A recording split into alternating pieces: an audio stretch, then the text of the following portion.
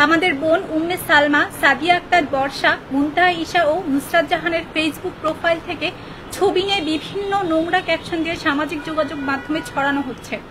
তাদের ব্যক্তিগত প্রোফাইলের কমেন্টে শতাধিক মন্তব্য এবং ইনবক্সে জীবন নাশের হুমকি ও ধর্ষণের হুমকি দেওয়া হচ্ছে। ঢাকা বিশ্ববিদ্যালয়ের হল রাজনীতি বন্ধ চেয়ে যে আন্দোলন হয়, সে আন্দোলনে অংশগ্রহণ করার ফলেই তারা এই অবমাননাকর পরিস্থিতির শিকার হয়েছেন।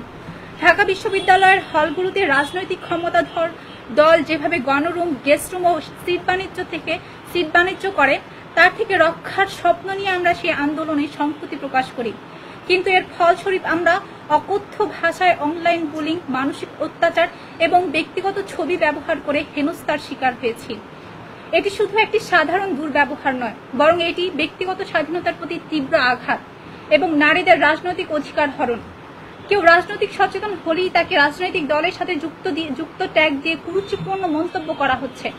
আমরা বিশ্বাস করি এই ধরনের আচরণ কোনোভাবেই গ্রহণযোগ্য নয়। এটি কেবল ভুক্তভোগী নারী শিক্ষার্থীর প্রতি অবিচার নয়, বরং পুরো সমাজের জন্য একটি হুমকি, যেখানে ধর্মীয় স্বাধীনতা এবং মানুষের ব্যক্তিগত জীবনকে হুমকির মুখে ফেলা হচ্ছে।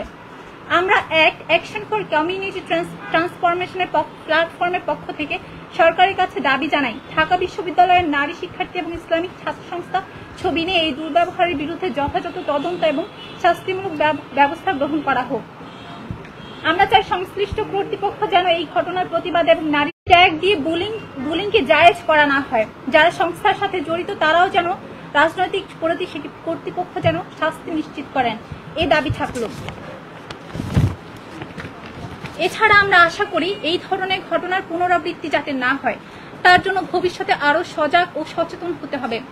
প্রতিটি নারী যাতে ধর্মীয় বিশ্বাসে বাধাগ্রস্ত না হন এবং সমাজে তার সমান মর্যাদা ও অধিকার রক্ষিত থাকে, তা নিশ্চিত করতে হবে।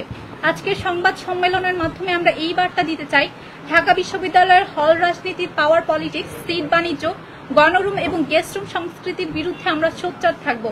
প্রত্যেকেই তার রাজনৈতিক অধিকার হল, আবাসন এলাকার বাইরে গিয়ে চর্চা করতে পারবে। আমরা হিজাব পরিধানকারী নারীদের প্রতি শ্রদ্ধা ও অধিকার স্বীকার করি। হিজাব ফোবিয়া একটি ঘৃণিত অপরাধ। সাইবার বুলিং, নারী নিপীড়ন এবং প্রতিবাদ জানাই।